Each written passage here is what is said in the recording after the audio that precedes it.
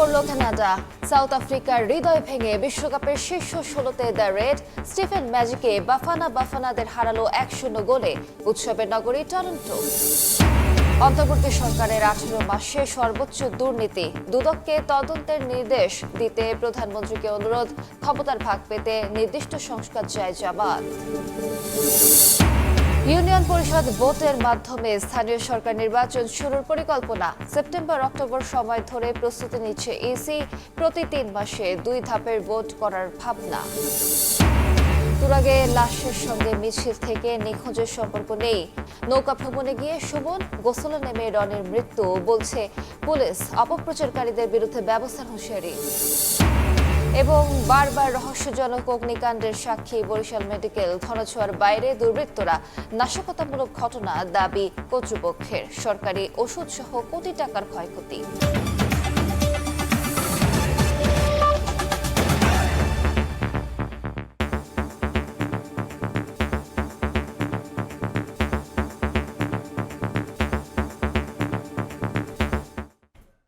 ভোরের সময়ের সঙ্গে আছি আমি আলিশা ইসলাম। শুরুতেই ফিফা বিশ্বকাপের খবর।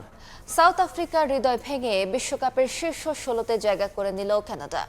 নিজেদের ফুটবল ইতিহাসে প্রথমবার এমন কীর্তি গড়ল ম্যাপেল লিফ টিম। ম্যাচে বাফানাদের ১-০ গোলে হারালো কানাডিয়ানরা। যোগ করা সময়ে দলের হয়ে একমাত্র গোলটি করেছেন স্টিফেন।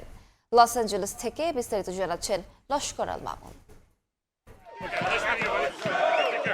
লস অ্যাঞ্জেলেস স্টেডিয়ামে বিশ্বকাপের প্রথম নকআউট ম্যাচটা হলো একেবারে পয়সা উসুল। শেষ মুহূর্ত পর্যন্ত আক্রমণ আর পাল্টা আক্রমণের সঙ্গে এক ঝাঁক ভুলে ভরা ম্যাচটা প্রাণ ভরে উপভোগ করলেন দর্শকরা। আর যোগ করার সময়ে স্টিফেন ম্যাজিকে উৎসবের জোয়ারে ভাসল কানাডা।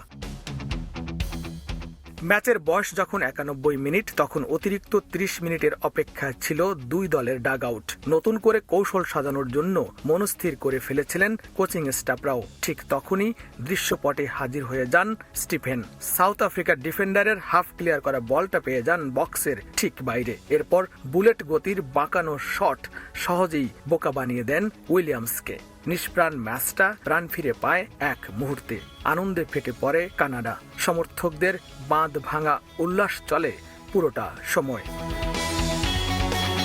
এরপর একটা গোলের জন্য মরিয়া হয়ে ওঠে আফ্রিকানরা, কিন্তু রেফারির বাড়িয়ে দেয়া ১ মিনিটেও কাদের কাজটা করতে পারেননি তারা। ম্যাচ শেষ হয় সাউথ আফ্রিকার হৃদয় ভেঙে, আর নিজেদের ইতিহাসে প্রথমবার বিশ্বকাপের শীর্ষ ১৬র মঞ্চে জায়গা করে নেয় ম্যাপল লিফ টিম। এর আগে পুরো ম্যাচটা ছিল কানাডিয়ান ফরওয়ার্ডদের সঙ্গে আফ্রিকান গোলরক্ষকের অসম লড়াই। পুরো ম্যাচে ১২টা শটের ৭টাই ছিল অন টার্গেট, কিন্তু ৬টা রুখে দিলেও একটা পারেননি উইলিয়ামস। অধিকাংশ সময় বল দখলে রেখে কাউন্টার অ্যাটাক ফুটবল খেলে সাউথ আফ্রিকা, কিন্তু সব চেষ্টা শেষ হয়ে যায় ৯১তম মিনিটে। বিশ্বকাপে নিজের প্রথম গোলটি দিয়েই কানাডাকে ইতিহাসের পাতায় তুলে নিলেন মেজর লিগ সকারের স্টিফেন।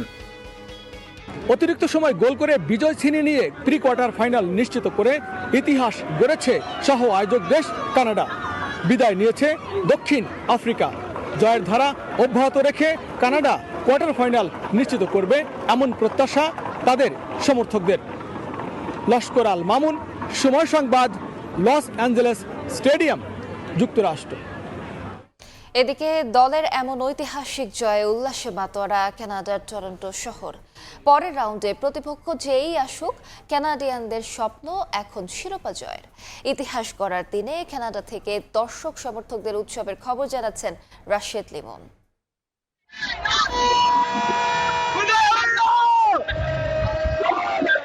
ঐতিহাসিক এক মুহূর্তের সাক্ষী এখন কানাডা। উৎসবের নগর বলে গেছে এই টরন্টো। ম্যাচ শেষ হওয়ার ২ মিনিট আগে গোলটা দিয়েছে। তারপর থেকেই রেফারির শেষবাসীর অপেক্ষায় ছিল দর্শক সমর্থকরা, এবং যখনই শেষবাসী বেঁধেছে তখন কিন্তু উৎসবে ফেটে পড়েছে তারা। কানাডা ইতিহাস লিখেছে, কানাডা ইতিহাস গড়েছে। এখন এই মুহূর্তে এই দর্শকরা বলছেন শিরোপা নিশ্চিত করাও কিন্তু অসম্ভব নয়। দর্শকরা বলছেন এই স্বপ্ন এখন বাড়তে কিছু না। হোস্ট কানাডা, স্বাগতিক কানাডা প্রথমবারের মতো নতুন কিছু হয়তো করেও দেখাতে পারে। খুবই ভালো লাগছে। ক্যানাডা লাস্ট মিনিটে গোল দিয়ে জিতে গেছে। সব বন্ধুদের সাথে আসছি, মনে হচ্ছে যেন বাংলাদেশে জিতে গেছে। তাদের আনন্দে আমিও আনন্দিত, খুব ভালো লাগছে। We're fucking excited. Go! So many emotions right now. আমি শুধুমাত্র ঢাকা থেকে আসছি টরন্টোতে জাস্ট খেলা দেখার জন্য। আমাদের প্রথম তো অনেক মজা লাগছে, আমরা বুঝতে পারিনি এত দূর আসবে। অনেক ভালো লাগছে। For the first time ever, Canada has made it past to this far. We love Canada. We're going to support them all the way. Let's go, Canada!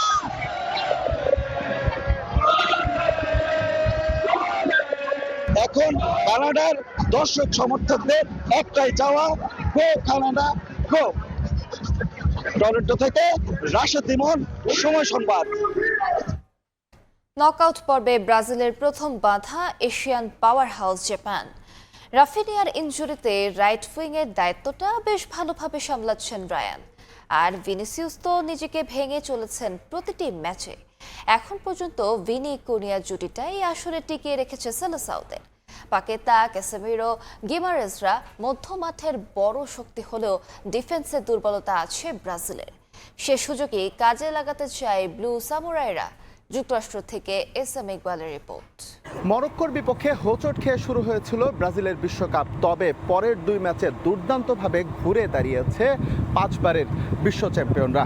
পক্ষান্তরে জাপানেরও ড্র হয়েছিল নেদারল্যান্ডসের সঙ্গে, তবে সেই ড্রটায় তাদের অনেক প্রাপ্তি ছিল এবং কেন তাদের এশিয়ার পাওয়ার হাউস বলা হয় সেটার প্রমাণ রেখেই কিন্তু তারা রাউন্ড অফ 32-তে জায়গা করে নিয়েছে। সুতরাং এই 2 দলের লড়াইটা যে একেবারে হাড্ডাহাড্ডি হবে সেটা কিন্তু বলে নেওয়াই যায়। তবে এই বিগ ভোল্টেজ ফাইনালের আগে 2 দলের আছে বেশ কিছু সুবিধা, আছে কিছু অসুবিধা। প্রথমে যদি ব্রাজিলের দিকে যাই, ব্রাজিলের এই মুহূর্তে সবচেয়ে শক্তিশালী জায়গা হচ্ছে ব্রাজিলের মিডফিল্ড এবং আক্রমণ ভাগ। আমরা যদি ব্রুনো গিমারেজের কথা বলি, লাস্ট ম্যাচে তিনি 2টো অ্যাসিস্ট করেছেন এবং একই সঙ্গে ক্যাসেমিরো দুর্দান্ত পারফর্ম করেছেন। সুতরাং সবকিছু মিলিয়ে বলা যায় যে ব্রাজিলের মিডফিল্ডটা দুর্দান্ত। স্পেশালি আলাদা করে বলতে হয় লুকাস পাকেতার কথা, দুর্দান্ত ছন্দে রয়েছেন এই অ্যাটাকিং মিডফিল্ডার। তিনি যেহেতু ছন্দে আছেন, তাই নেইমারের এই রাউন্ড অফ 32 ম্যাচে মাঠে নামতে অর্থাৎ শুরুর একাদশে জায়গা পেতে কিন্তু অনেকটা বেগ পেতে হবে। এবার যদি ফরওয়ার্ড লাইনের কথা বলি, যখন রাফিনিয়া ছিটকে গেলেন তখন কিন্তু একটা শঙ্কা ছিল যে ব্রাজিলের ফরওয়ার্ড লাইন বা উইংয়ে একটা সমস্যা হতে পারে, কিন্তু রায়ান কিন্তু গেল ম্যাচে প্রমাণ করে দিয়েছেন তিনি আপ টু দ্য মার্ক এবং দুর্দান্ত পারফর্ম করে চলেছেন। আর ভিনিসিয়াস অনন্য, অসাধারণ। সুতরাং ভিনির উপর আস্থা রাখাই যায়। এই হচ্ছে ব্রাজিলের শক্তির জায়গা। তবে যদি ব্রাজিলের দুর্বলতার জায়গার কথা বলি, ব্রাজিলের হচ্ছে ডিফেন্স লাইনে যথেষ্ট দুর্বল ব্রাজিল। স্পেশালি জাপানের যে উইং, লেফট উইং যেটা, সেটা সামলাতে যথেষ্ট বেগ পেতে হবে। ব্রাজিলের রক্ষণকে নাকামুরা দুর্দান্ত ছন্দে রয়েছেন তিনি। এর আগের ম্যাচেও তিনি গোল করেছিলেন ব্রাজিলের বিপক্ষে একটা প্রস্তুতি ম্যাচে। সুতরাং এই ম্যাচে দানিলোকে বেশ কঠিন পরীক্ষা নিতে হবে। একই সঙ্গে মার্কিনিওস এবং গ্যাব্রিয়েলের কথা বলতে হয়, এই জায়গায় ব্রাজিলের যথেষ্ট ঘাটতি রয়েছে এবং জাপানের যে স্ট্রাইকার ওয়েদা, যিনি হচ্ছে আপনার ডাচ লিগে ফেইনুর্ডের হয়ে লাস্ট মৌসুমটা দুর্দান্ত কাটিয়েছেন, টপ স্কোরার, তাকে আটকাতে কিন্তু যথেষ্ট বেগ পেতে হবে। পক্ষান্তরে জাপানেরও কিন্তু ঘাটতির কিছু জায়গা রয়েছে, সেটা বলে নেই। জাপান কিন্তু বডি কন্ট্যাক্টে, তাদের ডিফেন্স কিন্তু বডি কন্ট্যাক্টে ভেঙে পড়ে এবং লাস্ট ম্যাচে কিন্তু আমরা এমনটা দেখেছি। যদিও ব্রাজিলের ফরওয়ার্ডদের সামনে তাদের খুব একটা চ্যালেঞ্জ পেতে হবে না, কারণ ফিজিক বলছে তাদের অনেকটা সমানে সমান। এছাড়াও লং বল লুজিংয়ের ক্ষেত্রে জাপানের একটা বদভ্যাস রয়েছে এবং সেখান থেকে স্কোর অ্যাকুরেসিতেও তাদের সমস্যা রয়েছে। তারপরেও বলা যায় যে 2 দল যথেষ্ট সম্ভাবনা নিয়ে, যথেষ্ট ব্যালেন্স নিয়েই নকআউট পর্বে জায়গা করে নিয়েছে এবং এটার ধারাবাহিকতা যদি রাখতে পারে তাহলে কিন্তু বলা যেতে পারে হিউস্টনে দুর্দান্ত একটা নকআউট পর্বের ম্যাচ উপহার দিতে চলেছে জাপান এবং ব্রাজিল। হিউস্টন থেকে এস এম ইকবাল, সময় সংবাদ, যুক্তরাষ্ট্র। এর আগে হাই ভোল্টেজ ম্যাচকে সামনে রেখে টেক্সাসের হিউস্টনে এসে পৌঁছল সমর্থকদের ভালোবাসায় সিক্ত হন ব্রাজিলিয়ান ফুটবলাররা। প্রিয় তারকাদের এক নজর দেখতে প্রিয় দলের জার্সি গায়ে জড়িয়ে চলে আসেন তারা। এ সময় হিউস্টনের তীব্র গরম আর দীর্ঘ অপেক্ষাকেও পরোয়া করেননি শত শত প্রবাসী সেলেসাও সমর্থক। ফুটবলাররাও খালি হাতে ফিরিয়ে দেননি তাদের। কেউ দিয়েছেন অটোগ্রাফ আর কেউ কেউ তুলেছেন ছবি। টেক্সাসের হিউস্টনের আকাশ থেকে যেন আগুন ঝরছিল। থার্মোমিটারের পারদ ছুঁয়েছিল 34 ডিগ্রি সেলসিয়াস। কিন্তু এই তীব্র দাবদাহ কিংবা ঘন্টার পর ঘন্টা দাঁড়িয়ে থাকার ক্লান্তি কোনো কিছুই দমাতে পারেনি সেলেসাও ভক্তদের। বিমানবন্দর থেকে দলের বাস আসতে দেরি হবে এমন খবরেও কমেনি তাদের উন্মাদনা। কেউ ছাতা মাথায়, কেউ বা গাছের ছায়ায় আশ্রয় নিয়ে অধীর আগ্রহে অপেক্ষা করেছেন প্রিয় নায়কদের একটু কাছ থেকে দেখবার জন্য। আমি ভিনিসিয়াস জুনিয়র আর নেইমারকে দেখতে চেয়েছিলাম। গত 10 বছর ধরে আমি হিউস্টনে থাকি, যদিও নিয়মিত ব্রাজিলে যাতায়াত করি। তবে এবার ঘরের কাছে নিজেদের দেশের মানুষ আর এই বিশ্বকাপে ব্রাজিল দলকে এভাবে দেখার সুযোগ পাওয়াটা সত্যি এক দারুণ আনন্দের। অবশেষে দীর্ঘ অপেক্ষার অবসান ঘটিয়ে যখন ব্রাজিলের টিম বাস এসে পৌঁছায় ডাউনটাউনের হোটেলটির সামনে, তখন ভক্তদের উল্লাস রূপ নেয় বাঁধ ভাঙা জোয়ারে। ড্রামের শব্দ আর চেনা গানের সুরে মুখরিত হয়ে ওঠে চারপাশ। ভক্তদের এই ভালোবাসা উপেক্ষা করতে পারেননি ফুটবলাররাও। বাস থেকে নেমে সমর্থকদের আবদার মেটাতে এগিয়ে যান নেইমার এবং ভিনিসিয়াসের মতো তারকারা। অটোগ্রাফ দেওয়া আর সেলফি তোলার এই সুযোগ যেন ভক্তদের অপেক্ষার সব কষ্ট এক নিমিষেই ভুলিয়ে দেয়। 2014 সালের বিশ্বকাপে ওকে খেলতে দেখে আমি এই ফুটবল খেলাটার প্রেমে পড়ে গিয়েছিলাম। আমি নিজে এখন ডলাসের একটি ইউনিভার্সিটিতে ফুটবল খেলি। আমার বিশ্বাস আগামী ম্যাচটা বেশ কঠিন হবে, তবে ব্রাজিল ঠিকই উতরে যাবে আর আশা করি নেইমার গোল পাবে। ভক্তদের এই জমায়েতে কেবল তরুণরাই ছিলেন না, প্রিয় দলকে অনুপ্রেরণা দিতে সন্তানদের নিয়ে হাজির হয়েছিলেন অনেক অভিভাবকও। গ্রুপ পর্বের শুরুটা ধীরগতির হলেও নকআউটের এই মঞ্চে দল নিজেদের চেনা ছন্দে ফিরবে এমনটাই বিশ্বাস তাদের। আমার মনে হয় ব্রাজিল টুর্নামেন্টের শুরুটা একটু ধীর গতিতে করেছিল, খেলাও তেমন জমেনি। তবে তারা দ্রুতই নিজেদের গুছিয়ে নিয়েছে এবং খেলায় দারুণ উন্নতি করেছে। হিউস্টন স্টেডিয়ামে জাপানের বিপক্ষে মাঠের লড়াইয়ে নামার আগে সমর্থকদের এই অকুণ্ঠ সমর্থন নিশ্চিতভাবে বাড়তি টনিক হিসেবে কাজ করবে ব্রাজিল শিবিরের জন্য। নিয়ন মোহাইমিন, সময় সংবাদ। যুক্তরাষ্ট্রের মায়ামিতে প্রদর্শিত হলো ফুটবল বিশ্বকাপের মূল ট্রফি। ছুটির দিনে মায়ামি ডাউনটাউনের ফ্রিডম টাওয়ারের সামনে ট্রফিটি এক নজর দেখতে ভিড় করেন বিভিন্ন দেশের হাজারো সমর্থক। এই আয়োজনে বাড়তি মাত্রা যোগ করেন 2006 সালে ইতালির হয়ে বিশ্বকাপ জয়ী ফুটবলার মার্কো মাতেরাজ্জি। 2010 সালের চ্যাম্পিয়ন্স লিগ ফাইনালে পড়া নিজের ঐতিহাসিক বুট ফিফা মিউজিয়ামে স্মারক হিসেবে তুলে দেন এই ডিফেন্ডার। মায়ামি থেকে সাজিদ মুস্তাহিদের রিপোর্ট। ছুটির দিনে মায়ামি ডাউনটাউনের ফ্রিডম টাওয়ারের সামনে ফুটবল ভক্তদের দীর্ঘ লাইন। মায়ামিতে এদিন কোনো ম্যাচ না থাকলেও সমর্থকদের আশা ভিন্ন এক কারণে। প্রতিটা আসরের আগে বিশ্ব ভ্রমণে বের হয় ফিফা বিশ্বকাপ ট্রফি। লাখো সমর্থক বিশ্বের সবচেয়ে কাঙ্ক্ষিত ট্রফি দেখার সুযোগ পান। এবার সেই সুযোগ আসে মায়ামিতে থাকা হাজারো সমর্থকের। ছুঁয়ে দেখার সাধ্য নেই, চোখের দেখাতেই মেটে আজন্মের তৃষ্ণা। ব্রাজিল, আর্জেন্টিনা, কলম্বিয়া, জার্মানি কিংবা বাংলাদেশ, সব দেশের সমর্থকদের চোখে একই ঘোর। সারা জীবন টিভিতে দেখে আসছি, এই প্রথম লাইভ দেখলাম।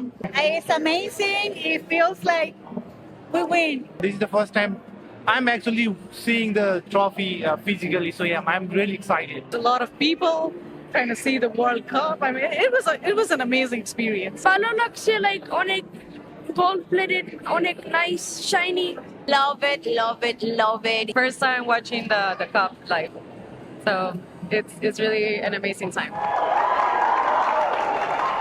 আবেগের ক্যানভাসে বাড়তি রং ছড়াতে মঞ্চে আসেন মার্কো মাতেরাজ্জি। 2006 সালের বিশ্বকাপ ফাইনালে বার্লিনের সেই মহাকাব্যিক রাতে যিনি ইতালিকে এনে দিয়েছিলেন বিশ্ব জয়ের গৌরব। ট্রফিটা মাতেরাজ্জির কাছে এখনো আরাধ্যের। এত কাছ থেকে দেখে আবারও পরম আবেশে জড়িয়ে ধরলেন বিশ্বকাপ ট্রফি। উপস্থিত সমর্থকদের সামনে বিশ্বজয়ীর মতো আরও একবার উঁচিয়ে ধরলেন বিশ্বকাপ। মাতেরাজ্জির উপস্থিতি এই আয়োজনকে কেবল রঙিনই করেনি, বরং সাধারণ সমর্থকদের নিয়ে যায় রোমাঞ্চকর অতীতে। স্মৃতিময় এই আয়োজনে 2010 ইউএফএ চ্যাম্পিয়ন্স লিগ ফাইনালের ঐতিহাসিক বুট ফিফা মিউজিয়ামের হাতে তুলে দেন মাতেরাজ্জি। আমার জীবনের সবচেয়ে স্মরণীয় মুহূর্ত ছিল বিশ্বকাপ জয়। এখনো সেই স্মৃতি আমাকে আনন্দ দেয়। এবারের বিশ্বকাপ দারুণ হচ্ছে, তবে কে জিতবে সেটা বলা কঠিন। যারা দল হয়ে খেলবে তাদের হাতেই উঠবে বিশ্বকাপ ট্রফি। ফুটবল বিশ্বের সবচেয়ে বড় মুকুট, এর চেয়ে দামি আর আকাঙ্ক্ষিত কোনো বস্তু নেই ফুটবলে। মালকাইট পাথরের ভিত্তির উপর দাঁড়িয়ে থাকা দুটি স্বর্ণালী মানব মূর্তি যেন পুরো বিশ্বে ফুটবল উন্মাদনার প্রতীক। কোটি মানুষের স্বপ্ন, বছরের পর বছর ফুটবলারদের পরিশ্রম আর কোটি কোটি সমর্থকের আবেগের শেষ সীমানা লুকিয়ে আছে এই 36.5 সেন্টিমিটার ট্রফিটাতেই। মায়ামি থেকে সাজিদ মুস্তাহিদ, সময় সংবাদ, যুক্তরাষ্ট্র। অন্তর্বর্তী সরকারের 18 মাসে দেশের সর্বোচ্চ দুর্নীতি হয়েছে বলে জানিয়েছেন স্বরাষ্ট্রমন্ত্রী সালাউদ্দিন আহমদ। রোববার সংসদে অধিবেশনে এসব দুর্নীতি তদন্তে দুদককে নির্দেশ দিতে প্রধানমন্ত্রীকে অনুরোধ জানান তিনি। এ সময় নির্বাচন এবং জাতীয় স্বার্থে সবাই জুলাই সনদে সই করেছে বলেও মন্তব্য করেন মন্ত্রী। আমি মাননীয় প্রধানমন্ত্রীকে অনুরোধ করছি, আজকে ইন্টারিম গভর্নমেন্টের 18 মাসের সকল কিছুর জন্য আপনি দুর্নীতি দমন কমিশনকে নির্দেশ দেন। করাপশন কোথায় হয়েছে, কিভাবে হয়েছে, কারা করেছে, সবকিছু ফাইন্ড আউট হোক। সর্বোচ্চ দুর্নীতি হয়েছে ইন্টারিম গভর্নমেন্টের সময়ে, সেই দুর্নীতির করে নির্বাচনের স্বার্থে, জাতীয় স্বার্থকে রক্ষা করে জুলাই সনদে সবাই মিলে আমরা সমঝোতায় এসেছি এবং আমরা স্বাক্ষর করেছি। হয়তো আমরা ওই সমস্ত পয়েন্টে একমত নাও হতে পারতাম, কিন্তু জাতির স্বার্থে আমরা সেটা আপোস করেছি। ক্ষমতার ভাগ পেতে কেবল নির্দিষ্ট কিছু সংস্কার চায় বিরোধী দল, সমালোচনা করতেও ভুল করছে জামায়াত। সংসদে এমন মন্তব্য করেছে সরকারি দল। 8 দিনে 6 নবজাতকের মৃত্যু নিয়ে স্বাস্থ্যমন্ত্রী বলেন, অনিয়মের কারণে হাসপাতালটির বিরুদ্ধে ব্যবস্থা নেওয়া হয়েছে।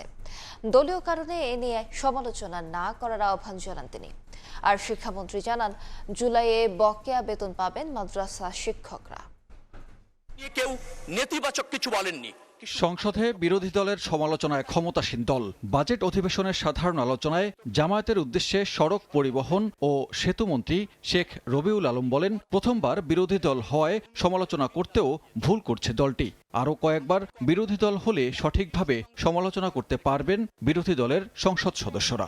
সরকারি দল এখনো হন নাই। আমার বিশ্বাস আর 2, 4 বার 5 বার বিরোধী দল থাকলে আস্তে আস্তে তারা সমালোচনাটা বুঝে যাবেন।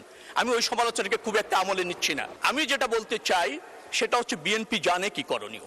আমরা পথ খুঁজিনি, পথ দেখিয়েছি। বিরোধী দলের সমালোচনা করে স্বাস্থ্য প্রতিমন্ত্রী বলেন, তারা কেবল সেই সংস্কারের কথা বলে যে সংস্কার ক্ষমতার ভাগ দেবে।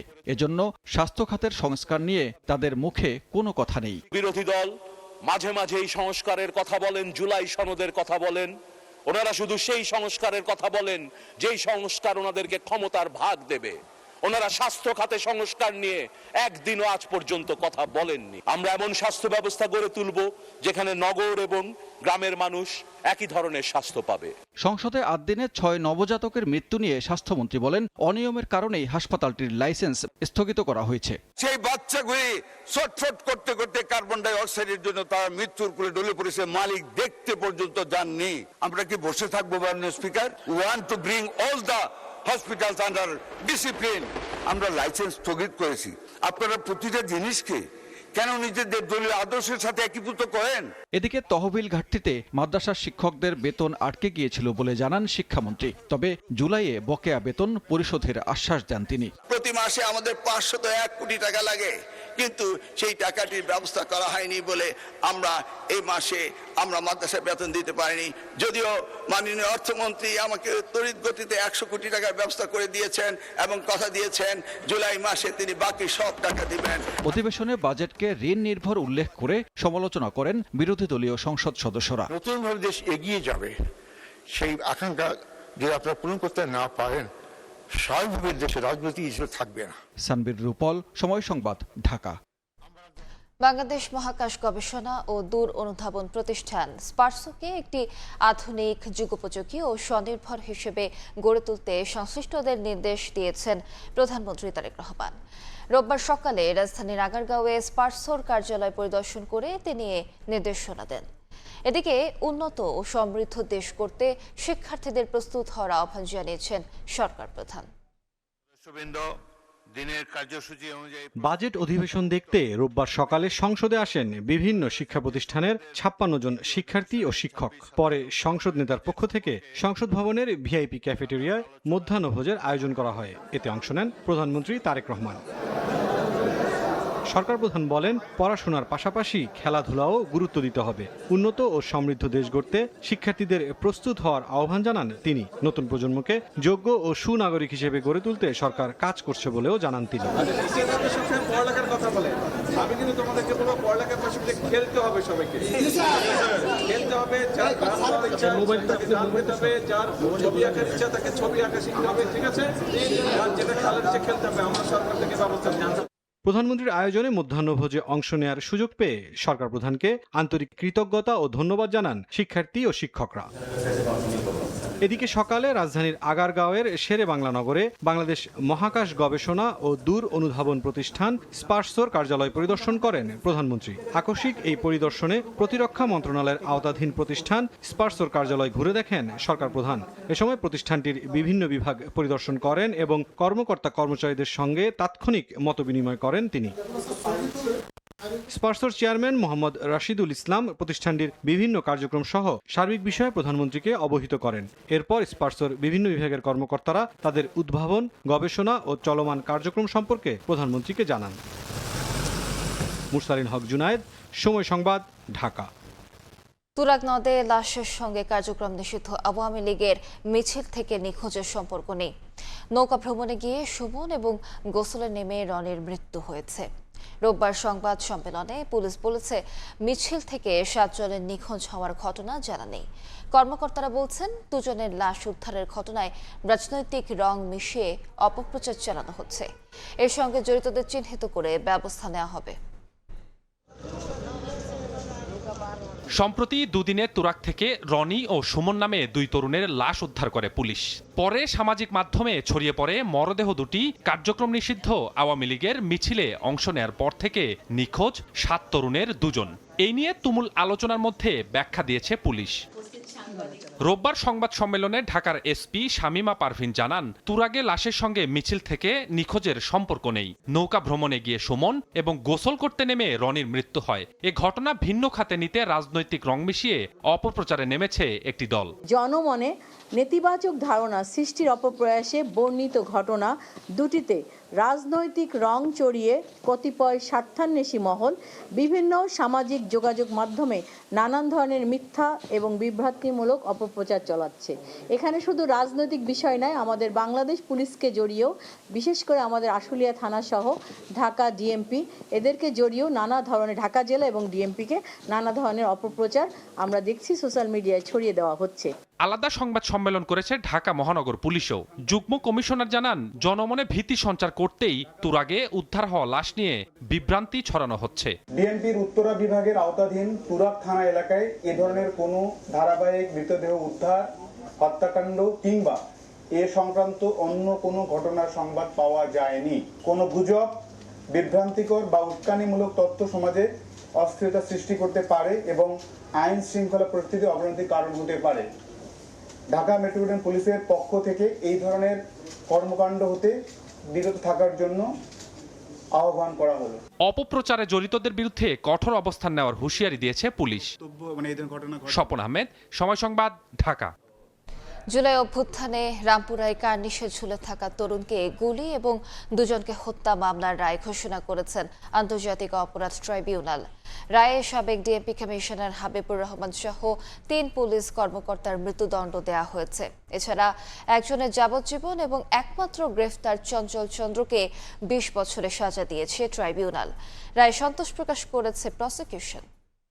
পরে এ ঘটনায় মানবতাবিরোধী অপরাধের মামলা হয় ট্রাইব্যুনালে। রোববার এই মামলায় সাবেক ডিএমপি কমিশনার হাবিবুর রহমান সহ 5 পুলিশের বিরুদ্ধে রায় ঘোষণা করেন আন্তর্জাতিক অপরাধ ট্রাইব্যুনাল 1। রায়ে সাবেক ডিএমপি কমিশনার হাবিবুর রহমান, তৎকালীন খিলগাঁও জোনের অতিরিক্ত উপকমিশনার রাশিদুল ইসলাম, রামপুরা থানার ওসি মশিউর রহমানকে মৃত্যুদণ্ড দেওয়া হয়। আর এসআই তারিকুল ইসলাম ভুইয়াকে যাবজ্জীবন এবং একমাত্র গ্রেফতার এএসআই চঞ্চল চন্দ্র সরকারকে 20 বছরের কারাদণ্ড দেন ট্রাইব্যুনাল। আজকে এই মামলাটি সম্পূর্ণরূপে সন্দেহাতীতভাবে প্রমাণিত হয়।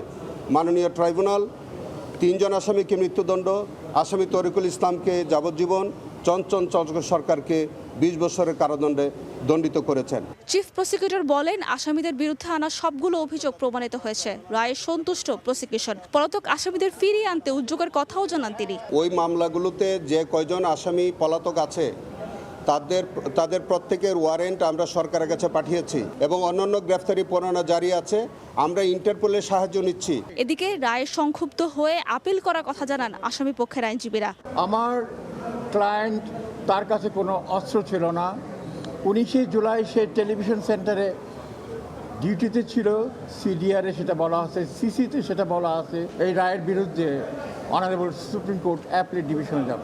এই মামলায় সাক্ষী দেন মোট 14 জন। দুই পক্ষের যুক্তিতর্ক শেষে গত 4 মার্চ রায়ের দিন নির্ধারণ করেছিলেন ট্রাইব্যুনাল। তবে নতুন ডিজিটাল আলামত উপস্থাপনের আবেদনের পর তা স্থগিত করে পুনরায় স্বাক্ষর গ্রহণের নির্দেশ দেন ট্রাইব্যুনাল। অতিরিক্ত সাক্ষ্য শুনানি শেষে এলো এই রায়। সাবরিনা মজুমদার, সময় সংবাদ, ঢাকা। বিগত সরকারের কাছ থেকে পর্যাপ্ত টিকা না পাওয়ায় হাম মারাত্মকভাবে আক্রান্ত করেছিল। এছাড়া ভিটামিন এ ক্যাপসুলেরও কোনো মজুদ ছিল না বলে মন্তব্য করেছেন স্বাস্থ্যমন্ত্রী। রোববার সকালে জাতীয় ভিটামিন এ প্লাস ক্যাম্পেইনের উদ্বোধন করে মন্ত্রী আরও জানান, সারা দেশে 2,55,00,000 শিশুকে দেয়া হলো ভিটামিন এ।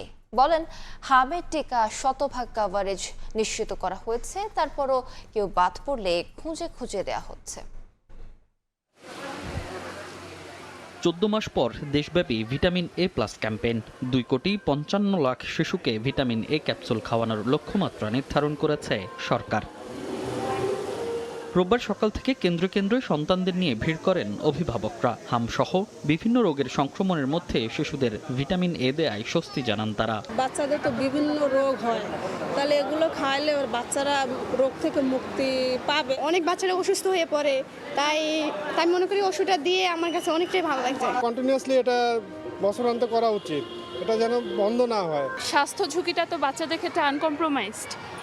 সরকারের এই ধরনের প্রচেষ্টাগুলো অব্যাহত থাকুক, এটাই অনুরোধ থাকবে। এদিন রাজধানীর আবু সাইদ ইন্টারন্যাশনাল কনভেনশন সেন্টারে দেশব্যাপী ভিটামিন এ প্লাস ক্যাম্পেইনের প্রথম রাউন্ড উদ্বোধন করেন স্বাস্থ্যমন্ত্রী সরদার মোহাম্মদ সাখাওয়াত হোসেন। সারা দেশে 6 থেকে 59 মাস বয়সী শিশুদের ভিটামিন এ ক্যাপসুল খাওয়ানোর কথা জানান তিনি। আমরা ইউনিসেফের মাধ্যমে পর্যাপ্ত পরিমাণ ভিটামিন এ ক্যাপসুল আমরা সংগ্রহ করেছি। দ্বিতীয় দিন মিস করলে আবার তৃতীয় দিন খাওয়ানো হবে, তৃতীয় দিন মিস করলে চতুর্থ দিন খাওয়ানো হবে, চলবে আমাদের। হামের টিকার কার্যকারিতা নিয়ে সাংবাদিকদের প্রশ্নে মন্ত্রী বলেন, হামের টিকার মান নিয়ে প্রশ্ন তোলার সুযোগ নেই, অত্যন্ত উন্নত মানের টিকা দেয়া হয়েছে। বিগত সরকার পর্যাপ্ত টিকার মজুত না রাখায় হাম সংক্রমণ বেড়েছে বলেও মন্তব্য করেন তিনি। আমরা বিগত সরকারের কাছ থেকে পর্যাপ্ত টিকার স্টক না পাওয়াতে মিজেলস নামক যে ব্যাধিটি মারাত্মকভাবে আমাদের বাচ্চাদেরকে আক্রমণ করেছিল, অত্যন্ত উন্নত মানের টিকা কিনা হচ্ছে, যেটা আন্তর্জাতিক টেস্টিং ল্যাবরেটরিতে টেস্ট করে আমরা এনেছি। সমস্ত বাচ্চাদেরকে আমরা কভার করেছি, তারপরেও আমরা খুঁজে 21 তারিখ থেকে আমরা দিচ্ছি। ক্যাম্পেইনে 6 থেকে 11 মাস বয়সী শিশুদের নীল রঙের ভিটামিন এ ক্যাপসুল এবং 12 থেকে 59 মাস বয়সী শিশুদের দেয়া হয় লাল রঙের উচ্চমাত্রার ভিটামিন এ ক্যাপসুল। মনির হোসাইন, সময় সংবাদ, ঢাকা।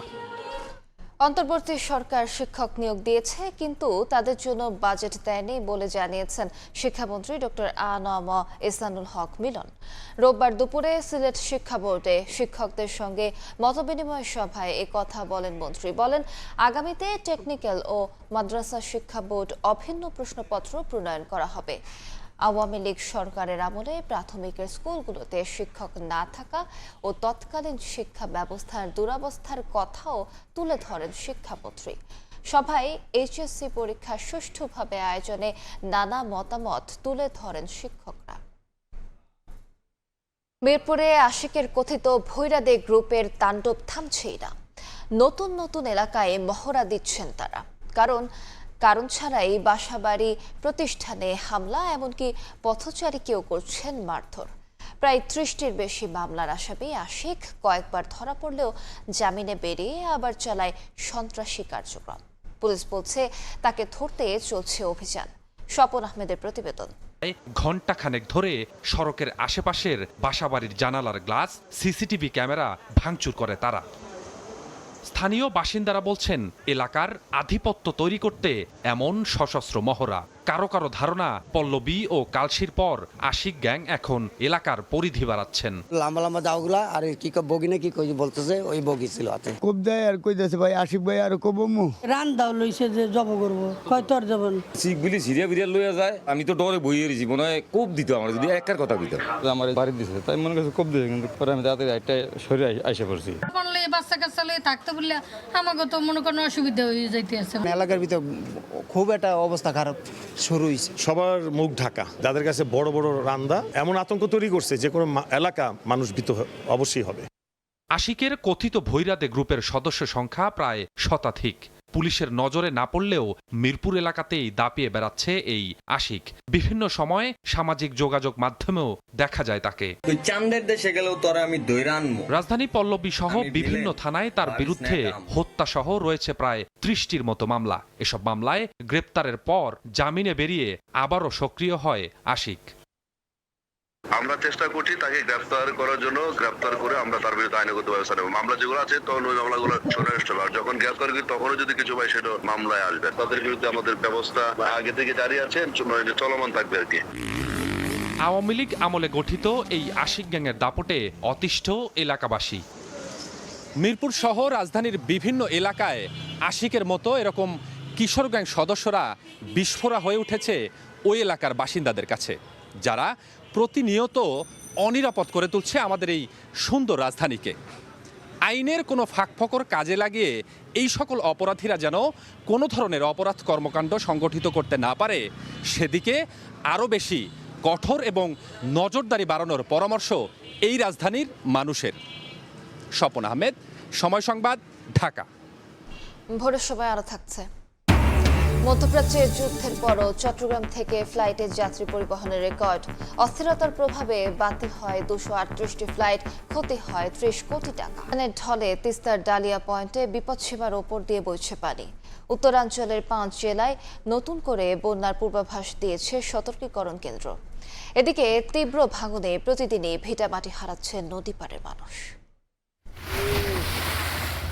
উজানের ঢলে উত্তরাঞ্চলের বিভিন্ন নদ নদীর পানি বাড়ায় ভাঙন আতঙ্কে নদী পাড়ের মানুষ। অনেকের বসতভিটা গেছে নদী গর্ভে। নদী ভাঙনের মুখে থাকা বাড়িঘর সরিয়ে নিচ্ছেন তীরের বাসিন্দারা।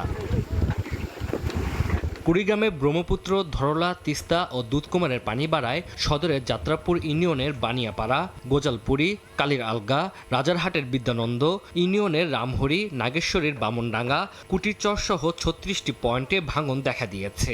এক সপ্তাহে বসতভিটা হারিয়েছে 20টি পরিবার। 23 সাল থেকে 24, 25 এবং রানিং 26 সাল এর মধ্যে যে ঘর বাড়ি যে বিলীন হয়ে যাচ্ছে, আজ পর্যন্ত কোনো সরকার, কোনো এমপি মন্ত্রী কোনো উদ্যোগ পাই নাই। আমরা কার কাছে সহযোগিতা নেব, কার কাছে যাব? খুব ভাঙন ভাঙতেছে, সকাল থেকেই ভাঙতেই আছে, বাড়ি ভাঙছে, ভাঙি কুল পাইতেছে না।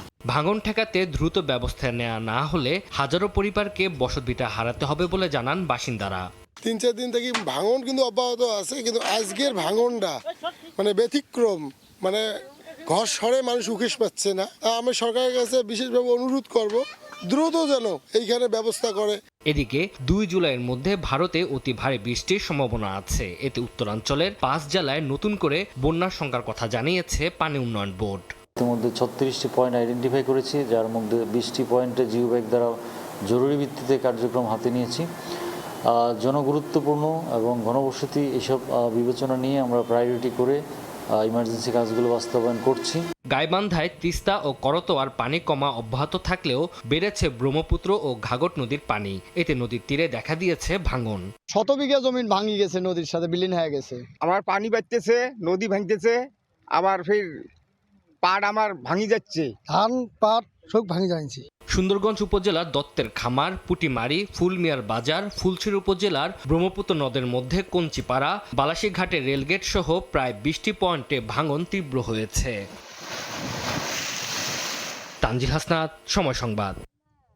তরুণদের জন্য দক্ষতা উন্নয়ন, কর্মসংস্থান ও উদ্যোক্তা তৈরি এবারের বাজেটের অন্যতম অগ্রাধিকার বলে জানিয়েছেন প্রধানমন্ত্রীর অর্থ উপদেষ্টা রাশেদ আল মাহমুদ তিতুমির। ঢাকা বিশ্ববিদ্যালয়ে জাতীয় বাজেট নিয়ে আয়োজিত সংলাপে এ কথা বলেন তিনি।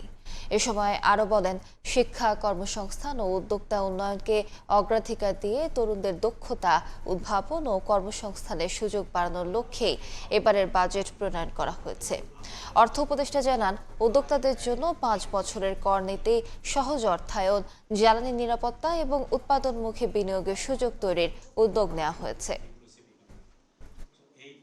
বিনিয়োগ হলেই হবে, বিনিয়োগ এমনভাবে হতে হবে যাতে করে যে সরবরাহ শৃঙ্খলা, এখানে যদি বিশৃঙ্খলা দেখা দেয় তাতেও আপনার কোনো মানুষ যাতে দরিদ্র সীমার নিচে না পড়ে যায়। টেকসই বিনিয়োগ হতে হবে এমন স্থানে যেটা টেকসই কর্মসংস্থান নিশ্চিত করে এবং যেটা আপনাদেরকে পড়ানো হয়, অর্থাৎ কনজাম্পশন স্মুথিং করা যায়। সেইটা করতে গেলে আমাদেরকে করতে হবে উৎপাদনমুখী বিনিয়োগ এবং আনুষ্ঠানিক খাতের বিনিয়োগ।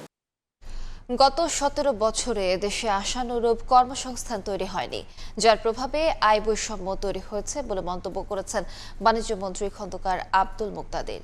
আন্তর্জাতিক ক্ষুদ্র ও মাঝারি উদ্যোগ দিবসের সভায় তিনি আরও জানান, শিল্পে উৎপাদন সক্ষমতা বাড়াতে গ্যাসের সমস্যা সমাধানে সর্বোচ্চ জোর দিচ্ছে সরকার। এ সময় ব্যবসা সহজ করা সহ কর সুবিধার দাবি জানান উদ্যোক্তারা।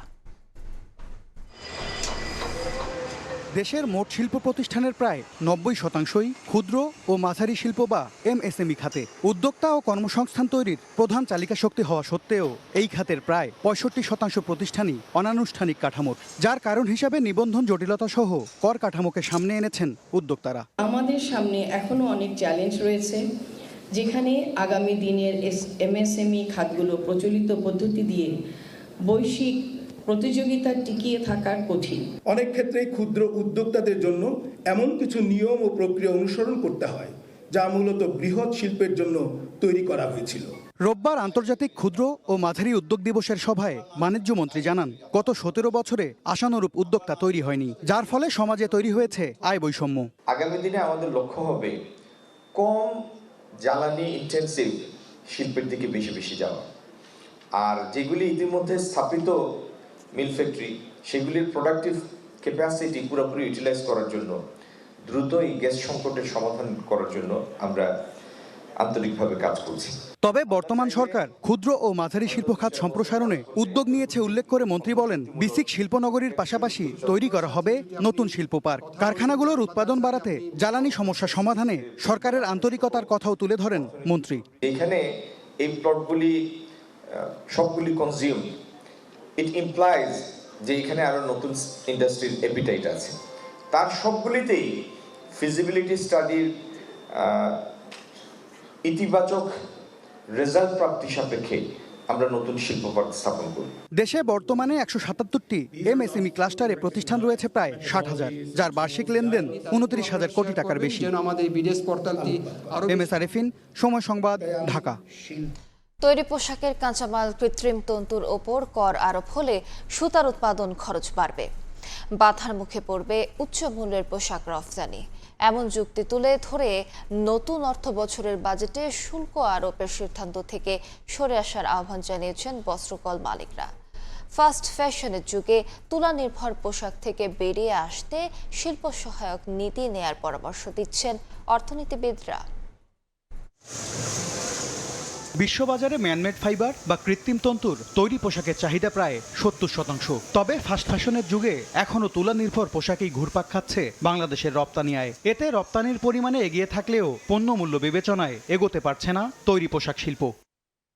এমন অবস্থার মধ্যেই 2026-27 অর্থ বছরের প্রস্তাবিত বাজেটে পলিয়েস্টার স্টাপল ফাইবারের ওপর 5% আমদানি শুল্ক আরোপের প্রস্তাব করেছেন অর্থমন্ত্রী, যা মূলত কৃত্রিম আঁশের সুতা ও কাপড় উৎপাদনের প্রধান কাঁচামাল। এতে ডুবতে থাকা স্পিনিং খাত আরও বড় হুমকির মুখে পড়বে বলে মনে করছেন উদ্যোক্তারা। সুতা এক্সপোর্ট করি ইন্টারন্যাশনাল বাজারের সাথে মিলে, এখন লোকাল বাজার থেকে 5% ট্যাক্স দিয়ে র মেটেরিয়াল আমদানি করে যদি আমি এক্সপোর্ট করতে চাই, দেখা যাবে পিএসএ, পিসি, সিবিসি এই ধরনের পণ্যে আমরা আগেও বাইরের সাথে পারতাম না, আমাদের গ্যাপ কিন্তু আরো অনেক বেড়ে যাবে। পোশাক খাতে কৃত্রিম মাসে সুতার চাহিদার প্রায় 20% স্থানীয়ভাবে পূরণ করতে পারেন বস্ত্রশিল্প মালিকরা। তাদের দাবি, পলিয়েস্টার ফাইবারে শুল্ক আরোপ হলে সুতার উৎপাদন খরচ বাড়বে, বিশ্ববাজারে কমবে প্রতিযোগিতা সক্ষমতা। এ অবস্থায় স্থানীয় শিল্প সুরক্ষায় শুল্ক আরোপের বিপরীতে প্রণোদনা দেওয়ার পরামর্শ তাদের। বিটিএমএ এটা তাদের সর্ট অফ সেক্টরে পড়বে, কারণ এটা তো ফাইবার আনা হবে, ফাইবার সেটাকে স্পিন করবে। বাংলাদেশে এখনো কিন্তু অতটা আপনার মানে স্পিন করার মতন ক্যাপাসিটি ইজ লিমিটেড। ফাইবারের যে রিকোয়ারমেন্ট তার 20% প্রোডাকশন করার ক্যাপাবিলিটি বাংলাদেশের বর্তমানে আছে। যেহেতু 80% আমাকে আমদানি করতে হবে, সেহেতু এই ধরনের ট্যাক্স ব্যারিয়ার আমার 80% আমদানি করার উপর কিন্তু রিস্ক হলো, এবং আমরা কিন্তু দিন দিন এই সুতাটা ভবিষ্যতে বিদেশ থেকে সুতাই আমদানি হবে, প্রোডাকশন করার কোনো প্রয়োজন হবে না। চীন, ভিয়েতনামের মতো উচ্চমূল্যের পোশাক প্রস্তুতকারকদের কাতারে আসতে স্থানীয় কাঁচামাল উৎপাদনে সক্ষমতা অর্জন না হওয়া পর্যন্ত ম্যানমেড ফাইবারে শুল্ক আরোপের যৌক্তিকতা দেখছেন না অর্থনীতিবিদরা। ভিয়েতনাম যে টেকনোলজি ব্যবহার করছে, লাওস, কম্বোডিয়া যে টেকনোলজি ব্যবহার করছে, চীন যেটা ব্যবহার করছে, সেই টেকনোলজিতে আপনাকে যেতে হবে, সেই র মেটেরিয়ালসে আপনাকে যেতে হবে। না হলে কিন্তু আপনার পোশাকের যে বাজারটা, ইউরোপের যে বাজারটা, মার্কিন যুক্তরাষ্ট্রের বাজারটা, এই বাজারটা কিন্তু হারিয়ে যাওয়ার সম্ভাবনা অনেক বেশি আছে। বিটিএম এর তথ্য, 2025-26 অর্থ বছরে 26,000 কোটি টাকার সুতা আমদানি করেছে বাংলাদেশ, যার 25 থেকে 30% কৃত্রিম তন্তু। MS আরেফিন, সময় সংবাদ, ঢাকা। দেখছেন, ধাপে ধাপে শুরু হচ্ছে স্থানীয় সরকারের নির্বাচন, আর এই ভোট শুরু হবে স্থানীয় সরকারের সবশেষ ধাপ ইউনিয়ন পরিষদের মধ্য দিয়ে। এরই ফাঁকে হতে পারে সিটি নির্বাচনও। এরই মধ্যে ভোটের প্রস্তুতি এগিয়ে নিয়েছে নির্বাচন কমিশন। ইসি সচিব বলছেন, রক্তপাতহীন ভালো নির্বাচন নিশ্চিতে সর্বোচ্চ ব্যবস্থা নেবে ভোট নেয়ার সাংবিধানিক প্রতিষ্ঠানটি। 5 আগস্টের পর থেকে বর্তমানে ইউনিয়ন পরিষদ ছাড়া সব পর্যায়ের স্থানীয় সরকার প্রতিষ্ঠান চলছে প্রশাসক দিয়েই। সংসদে স্থানীয় সরকারের সংশোধিত আইন পাশের পর নির্বাচন কমিশন আচরণবিধি চূড়ান্ত করার কাজ করছে। মির্জা ফখরুল ইসলাম আলমগীরকে আহ্বান জানাচ্ছি। সম্প্রতি চলতি বছরের সেপ্টেম্বর-অক্টোবর থেকে পর্যায়ক্রমে স্থানীয় সরকারের ভোট শুরুর বিষয়ে সংসদেই ইঙ্গিত দিয়েছেন স্থানীয় সরকার মন্ত্রী। স্থানীয় সরকার নির্বাচনের ব্যাপারে আমি তাদের আশ্বস্ত করতে পারি যে যথাসময়ে নির্বাচন অনুষ্ঠিত হবে। সংশ্লিষ্ট মন্ত্রীর এমন বক্তব্যের পর ভোট আয়োজনে আনুষ্ঠানিক চিঠি না পেলেও নির্বাচনের প্রস্তুতি কার্যক্রমে গতি বেড়েছে ইসির। সম্প্রতি নির্বাচন কমিশন 4,580টি ইউনিয়ন পরিষদ, 330টি পৌরসভা, নবগঠিত বগুড়া সিটি কর্পোরেশন সহ 13টি সিটি কর্পোরেশন, 495টি উপজেলা পরিষদ ও 64টি জেলা পরিষদের তথ্য সংগ্রহ করেছে। প্রতি 3 মাসে 2টি ধাপের ভোট সম্পন্ন করার পরিকল্পনা নির্বাচন কমিশনের। নির্বাচনকে করার জন্য আমার যে জিনিসগুলো লাগে, প্রথমত লাগে ভোটার তালিকা আছে, বাক্স, সিল, গালা, বস্তা ইত্যাদি ইত্যাদি, এটাও আমাদের আছে। ভোট কেন্দ্রও আছে। আইন শৃঙ্খলা বাহিনীর ডেপ্লয়মেন্ট প্ল্যানটা হবে নির্বাচনের সাথে সম্পর্কিত। সার্বিক প্রচেষ্টাটা হচ্ছে সব দিক থেকে যে রক্তপাতহীন এবং একটা সুষ্ঠু সুন্দর নির্বাচন। দলীয় প্রতীক ছাড়া স্থানীয় সরকার নির্বাচনের আচরণ বিধিমালার নতুন খসড়ার উপর রাজনৈতিক দলগুলোর মতামত জানতে 30 জুন পর্যন্ত সময় দিয়েছে ইসি। ইউপি নির্বাচনের মাধ্যমে স্থানীয় সরকারের ভোটের প্রক্রিয়া শুরুর আশা করছে কমিশন।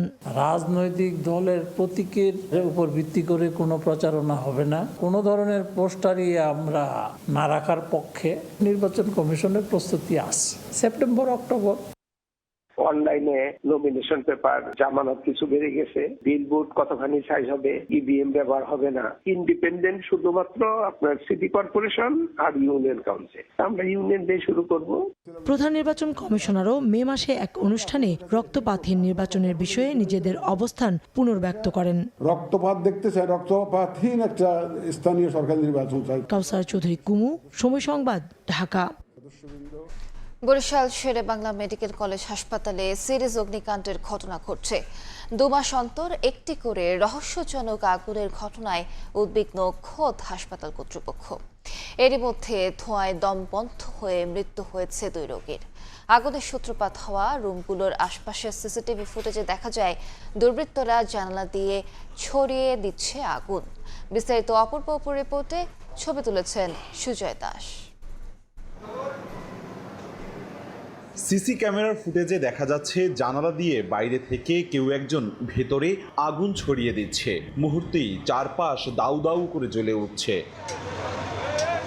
ঘটনাটি বরিশাল শের-ই বাংলা মেডিকেল কলেজ হাসপাতালের ৩য় তলার কনফারেন্স রুমের। কিন্তু কে বা কারা আগুন দিল তা বের করতে পারেনি হাসপাতাল কর্তৃপক্ষ কিংবা আইন শৃঙ্খলা বাহিনী। বরিশাল বিভাগের সবচেয়ে বড় এই হাসপাতালটিতে প্রতিদিন চিকিৎসা নেন ৫,০০০-এরও বেশি মানুষ। অথচ এখানে সাম্প্রতিক সময়ে ২ মাস অন্তর অন্তর সিরিজ অগ্নিকাণ্ডের ঘটনা ঘটেছে। চলতি বছরের ৬ মাসে ৩টি অগ্নিকাণ্ড হয়েছে হাসপাতালের স্টোর রুমে, মেডিসিন ভবন, ক্যাজুয়ালিটি কক্ষে। ধোঁয়ায় প্রাণ হারান ২ রোগীও। অসুস্থতায় শরীর সারাতে হাসপাতালে এসেও রক্ষা নেই। আতঙ্কিত রোগীর পাশাপাশি স্বাস্থ্যকর্মীরাও। রোগী তো অবশ্যই তাকে বাঁচানোর জন্য নিয়ে আসে, তখন তো রোগী থুইয়া মানুষ যে একটা আতঙ্ক, নিজের জীবন বাঁচানোর জন্য আরো বেশি আতঙ্কিত হয়ে যায়। এগুলো হয় কেন, এটা তো সরকারের দেখা উচিত। কিছু একটা সন্দেহ লাগছে যে এতটা কেন এরকম হবে। আমরা সবাই আতঙ্কিত, সবসময় আতঙ্কের ঝুঁকির মধ্যে থাকি। গত 2 বছরে হাসপাতালে 8টি অগ্নিকাণ্ডের ঘটনা ঘটে, যার মধ্যে 3টি ছিল বেশ বড়। গণপূর্ত অধিদপ্তর বলছে 1968 সালে প্রতিষ্ঠার সময়কার পুরনো বিদ্যুৎ লাইনের উপর অতিরিক্ত চাহিদার চাপকেই শুরুতে দায়ী করা হলেও সাম্প্রতিক ঘটনাগুলো সন্দেহজনক। আর হাসপাতাল কর্তৃপক্ষ বলছে ঘন ঘন অগ্নিকাণ্ড নাশকতার চেষ্টা। আমাদের দিক থেকে আমরা সবসময় বৈদ্যুতিক শর্ট সার্কিট যাতে না হয়, পুরাতন লাইনগুলো অপসারণ করে নতুন লাইন নির্মাণ করে সবসময় সার্বক্ষণিকভাবে এটা সচল রাখার চেষ্টা করি। আমাদের যেটা মনে হচ্ছে বৈদ্যুতিক শর্ট সার্কিট একটা সমস্যা, যেহেতু অনেক পুরাতন বিল্ডিং, ওয়ারিং জনিত কিছু জটিলতা থাকতে পারে। তবে নির্দিষ্ট কিছু মহল যে স্যাবোটেজ করার চেষ্টা করতেছে, সেটাও আমরা কিছু প্রমাণ, কিছু ফাইন্ডিং আমরা পাচ্ছি। হাসপাতালটি রন্ধ্রে রন্ধ্রে শক্তিশালী দালাল চক্র গড়ে ওঠা, মারাত্মক অব্যবস্থাপনা সমাধানে পরিচালক পদে দক্ষ সেনা কর্মকর্তার পদায়নের দাবি জানিয়ে আসছিল বরিশালবাসী। তারই প্রেক্ষিতে 2024-এর নভেম্বরে ব্রিগেডিয়ার জেনারেল AK মশিউল মনিরকে দায়িত্ব দেওয়া হয় পরিচালক হিসেবে। যোগদানের 1.5 বছরে বেশ কিছু ইতিবাচক পরিবর্তনের মধ্যেই সাম্প্রতিক ঘন ঘন অগ্নিকাণ্ডের রহস্যের দানা বেঁধেছে। একাধিক অগ্নিকাণ্ডের ঘটনায় সরকারি ওষুধ সহ অন্তত কোটি টাকার ক্ষয়ক্ষতি হয়েছে। অপূর্ব অপু, সময় সংবাদ, বরিশাল। মধ্যপ্রাচ্যের গন্তব্যগুলোতে অস্থিরতার পাশাপাশি নানামুখী জটিলতা সত্ত্বেও গত 5 মাসে আন্তর্জাতিক ও অভ্যন্তরীণ রুটে 7,800 ফ্লাইটে 7,60,000 যাত্রী পরিবহনের রেকর্ড করেছে চট্টগ্রাম শাহ আমানত বিমানবন্দর। অবশ্য মধ্যপ্রাচ্যের যুদ্ধে 1.5 মাসে 228টি ফ্লাইট বাতিল হওয়ায় অন্তত 30 কোটি টাকা আয় কম হয়েছে সংস্থাটির। স্বাক্ষর টিপুর ক্যামেরায় বিস্তারিত জানাচ্ছেন কমল দে। চট্টগ্রাম শাহ আমানত বিমানবন্দর থেকে ইন্টারন্যাশনাল ফ্লাইট বলতে ওমানের মাস্কাট, সৌদি আরবের জেদ্দা ও মদিনা, আরব আমিরাতের দুবাই, শারজা এবং আবুধাবি। আর চলতি বছরে মার্চের শুরু থেকে ইরানের সঙ্গে ইসরায়েল এবং মার্কিন যুক্তরাষ্ট্রের যুদ্ধের ফলে মধ্যপ্রাচ্যের বিমানবন্দরগুলো ক্ষেপণাস্ত্র হামলার লক্ষ্যবস্তুতে পরিণত হয়, বিমান চলাচল মারাত্মকভাবে বাধাগ্রস্ত হয়।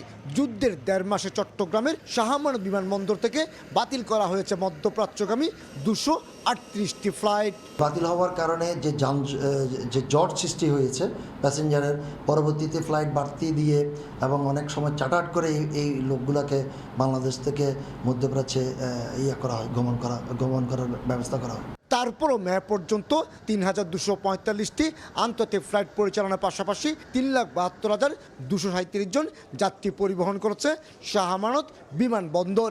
এর বাইরে অভ্যন্তরীণ 4,548টি ফ্লাইটে পরিবহন হয়েছে আরও 3,86,700 যাত্রী। নানামুখী সংকটের মাঝেও বিশাল এই যাত্রী চাপ সামাল দেওয়ায় ছিল কঠিন চ্যালেঞ্জ।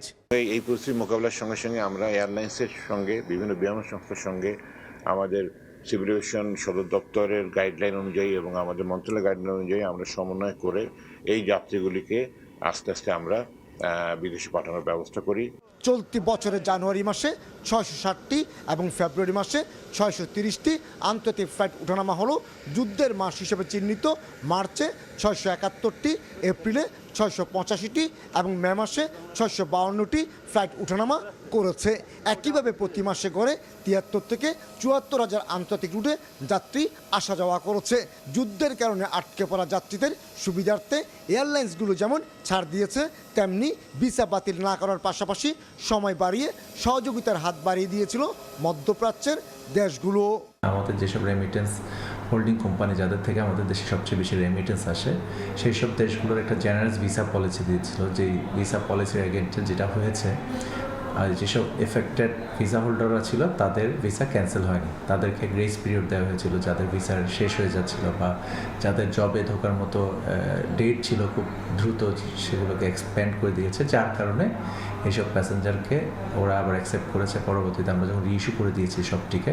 2025 সালের পুরো বছরে 8,124টি আন্তর্জাতিক ফ্লাইটে 9,99,733 জন এবং 11,039টি অভ্যন্তরীণ ফ্লাইটে 6,68,288 জন যাত্রী পরিবহন করেছিল শাহ আমানত বিমানবন্দর।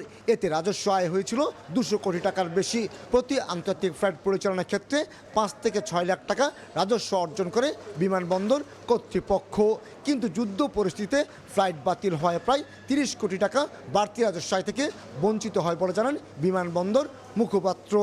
যখন তারা যেতে পারছিলেন না, তারা যেন এয়ারপোর্টে এসে নানা ধরনের হয়রানিতে না পড়ে, আমরা আমাদের এয়ারলাইন্সের প্রতিনিধিদের সাথে বসে আমরা একটা কোঅর্ডিনেশন সেল গঠন করি এবং যাত্রীদেরকে সময়ে সময়ে মেসেজ এবং কমিউনিকেশনের মাধ্যমে তারা যেন ফ্লাইটের সরাসরি আপডেটগুলো পান, এই ব্যবস্থাটা আমরা করেছিলাম। চলতি 2025-26 অর্থ বছরের মে পর্যন্ত 11 মাসে 246 কোটি টাকা রাজস্ব আদায় করেছে চট্টগ্রাম শাহ আমানত বিমানবন্দর কর্তৃপক্ষ।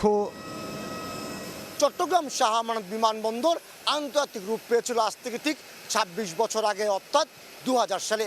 আবার আধুনিকায়নের যে সময়সীমা তা পেরিয়ে এসেছে 6 বছর হলো।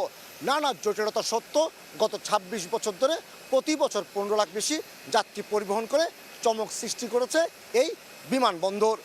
চট্টগ্রাম শাহ আমানত বিমানবন্দর থেকে কমল দে, সময় সংবাদ। তীব্র নদী ভাঙনের কবলে পটুয়াখালীর রাঙ্গামালী উপজেলার বিচ্ছিন্ন দ্বীপ ইউনিয়ন চালিতাবনিয়া।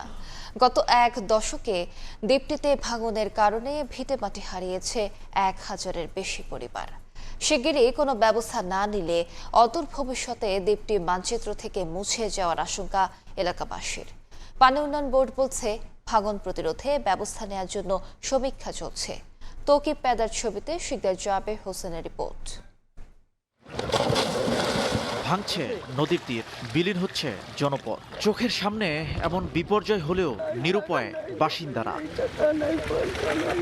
আগুনমুখা নদীর ভাঙনে বিলীন হচ্ছে পটুয়াখালীর রাঙ্গামালী উপজেলার বিচ্ছিন্ন দ্বীপ ইউনিয়ন চালিতাবনিয়া। এলাকাবাসী জানায়, গত 1 দশকে এ দ্বীপে নদী ভাঙনের কারণে ভিটেমাটি হারিয়েছে 1000-এর বেশি পরিবার। জনপদ রক্ষায় এখনো কোনো টেকসই প্রকল্প না নেয় বর্ষা মৌসুমেই আতঙ্ক বাড়ে স্থানীয়দের মধ্যে।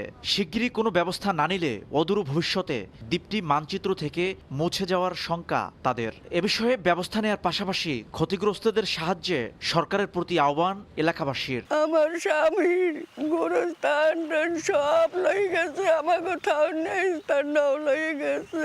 বাপদাদার কবরস্থান তো আমার দুনিয়াতে সব চলে গেছে গিয়ে, এখন আমার থাকার মতো কোনো বস্তু বলতেই নাই, কোনো আমার স্থান নাই। এই সরকারের দ্বারা আমাদের আবেদন, আমরা যাতে মাথা জোগাড় ঠাঁই পাই এবং আমাদের এখানে যাতে একটা টেকসই উন্নয়ন ভেরিফাইড হয়। পানি উন্নয়ন বোর্ড বলছে, ভাঙন প্রতিরোধে ব্যবস্থা নেওয়ার জন্য বর্তমানে সমীক্ষা চলছে। সমীক্ষা শেষে প্রতিবেদন অনুযায়ী প্রয়োজনীয় পদক্ষেপ নেওয়ার আশ্বাস সংশ্লিষ্ট কর্মকর্তার। এগুলো যেহেতু অনেক বড় নদী, ভাঙন অনেক তীব্র, এটা আসলে স্থায়ী প্রকল্প করলেই আমরা স্থায়ী সমাধান পাবো। এটা আমাদের কার্যক্রম চলমান আছে, আশা করতেছি ভবিষ্যতে কাজগুলো বাস্তবায়ন করা সম্ভব হবে। চালিতাবনিয়া ইউনিয়নে বর্তমানে প্রায় 15,000 মানুষ বসবাস করছেন। শিকদার জাবির হোসেন, সময় সংবাদ, পটুয়াখালী। ভোরের সময় এই ছিল আমার কাছে। পরবর্তী সংবাদগুলো জানাতে যুক্ত হবেন মেজবাউল আলিফ। ধন্যবাদ আলিশা। পরবর্তী সংবাদগুলো জানাতে সঙ্গে থাকবো আমি মেজবাহুল আলিফ। দেখছেন ভোরের সময়, সঙ্গেই থাকুন। বগুড়ার কোটি টাকার অবৈধ সিগারেট কারখানায় অভিযানের পর 19 দিনেও নেই মামলা। রহস্যজনক নিরাপত্তায় কাস্টমস, এক্সাইজ ও ভ্যাট কার্যালয়। আর সিলগালা করা কারখানার পাশেই চলতে দেখা গেছে একই অবৈধ কারখানায় কার্যক্রম। অভিযানের অসঙ্গতির বিষয়ে জানতে বগুড়া কাস্টমস এক্সাইজ ও ভ্যাট কার্যালয়ে যায় সংবাদ, কিন্তু অফিসে প্রবেশের আগেই বাধার মুখে পড়েন গণমাধ্যম কর্মীরা।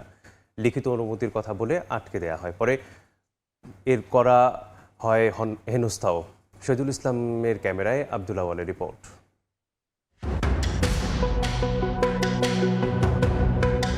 আপনাকে মানা করছি না ভাই, আপনাদের এক কথা বুঝতে হবে।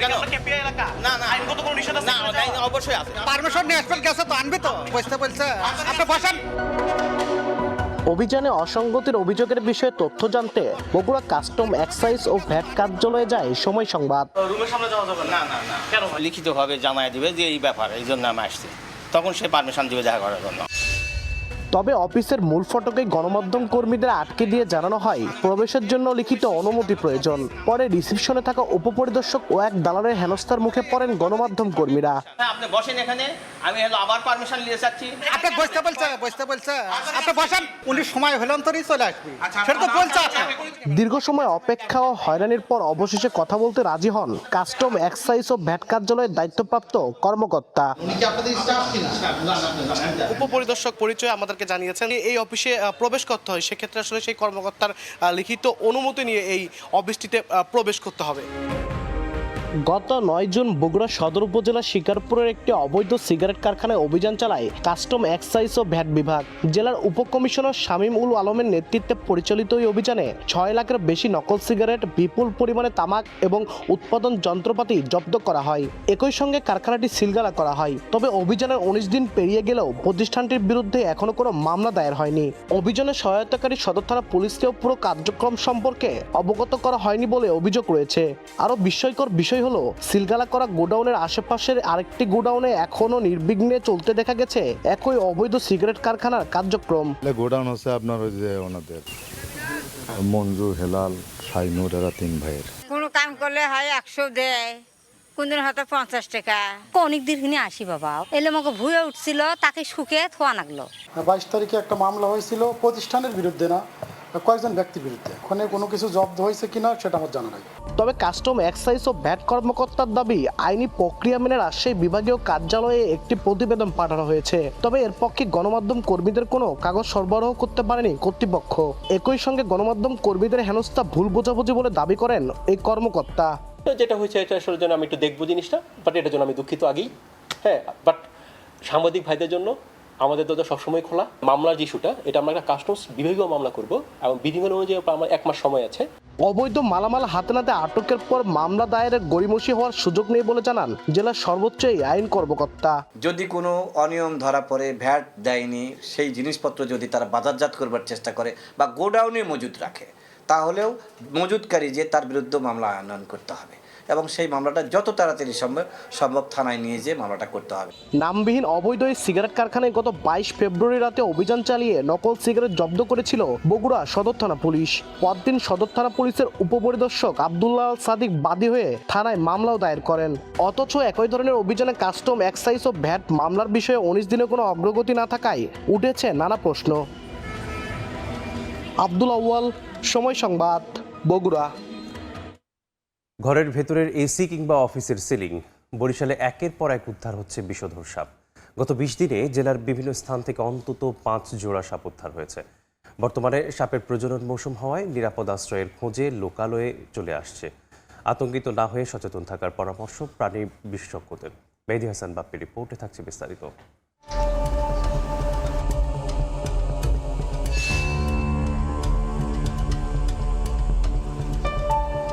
বেডরুমের এসির ভেতর থেকে এভাবেই একের পর এক বের করে আনা হচ্ছে জীবন্ত সাপ।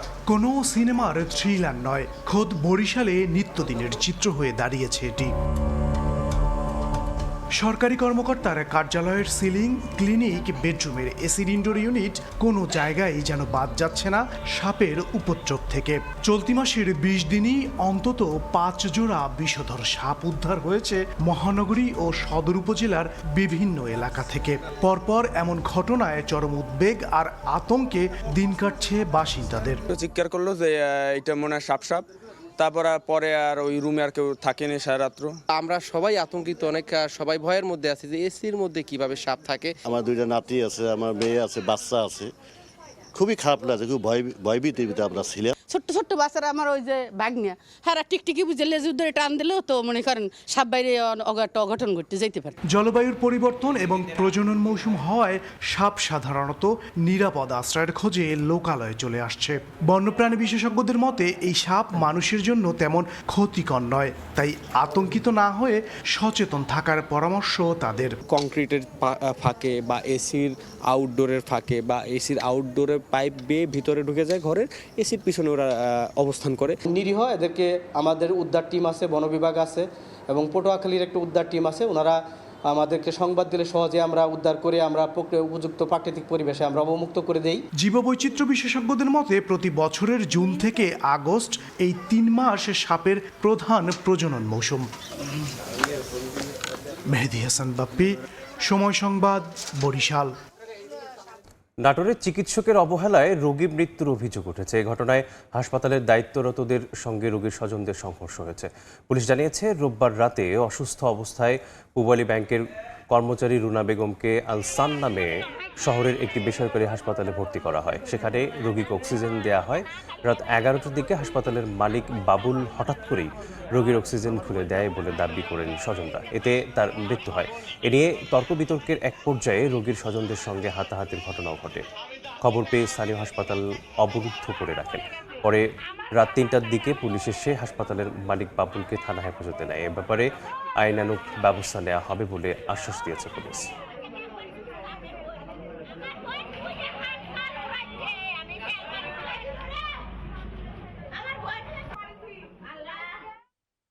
মেহেরপুরের কাজীপুর সীমান্ত এলাকায় রাস্তা নির্মাণ কাজে ভারতীয় সীমান্তরক্ষী বাহিনীর বাধা দেয়। এ সময় বিজিবির উল্টো প্রতিরোধে সীমান্তে ঢুকে যেতে বাধ্য হয় বিএসএফ সদস্যরা। দুপুরে আন্তর্জাতিক 147 নম্বর সীমান্ত পিলারে সাব পিলার 7-এর কাছে এই ঘটনা ঘটে।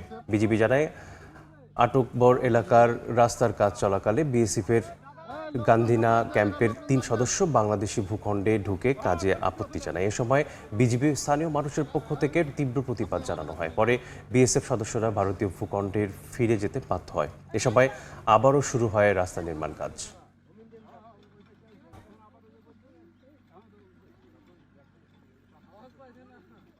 বগুড়ার কাহালুতে জমি নিয়ে বিরোধের জেরে নাজ্জামের হাসুয়ার আঘাতে প্রাণ গেল দাদা শ্বশুরের।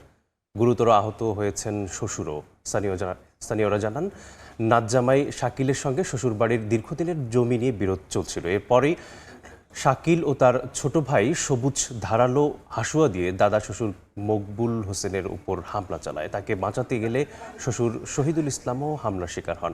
স্থানীয়রা দুজনকে উদ্ধার করে হাসপাতালে নিয়ে গেলে কর্তব্যরত চিকিৎসক মকবুল হোসেনকে মৃত ঘোষণা করেন। ঘটনার পর অভিযুক্তরা পালিয়ে গেছে। পুলিশ জানিয়েছে জড়িতদের ধরতে অভিযান চলছে।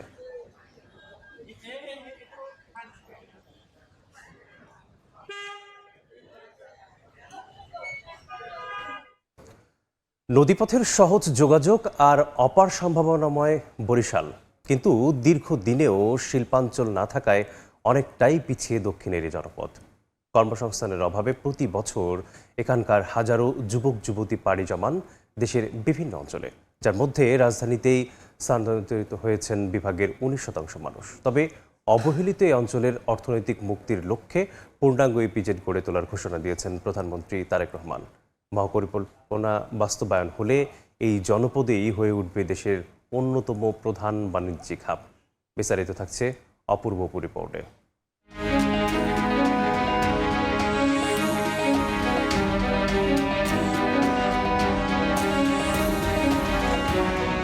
নদীপথের সহজ যোগাযোগ ব্যবস্থা আর ফাঁকা বিশালাকার জমি, প্রকৃতির সবটুকু আশীর্বাদ থাকলেও বরিশাল বরাবরই পিছিয়ে শিল্পাঞ্চল খড়ায়। কর্মসংস্থানের খোঁজে প্রতি বছরই হাজারো শিক্ষিত যুবক যুবতীদের পাড়ি জমাতে হচ্ছে নিজ জেলার বাইরে। তবে অবহেলিত দক্ষিণাঞ্চলের ভাগ্য বদলাতে সরকারের নতুন উদ্যোগে আশার সঞ্চার হয়েছে। প্রধানমন্ত্রী তারেক রহমান এই জনপদে একটি পূর্ণাঙ্গ ইপিজেড নির্মাণের ঘোষণা দিয়েছেন।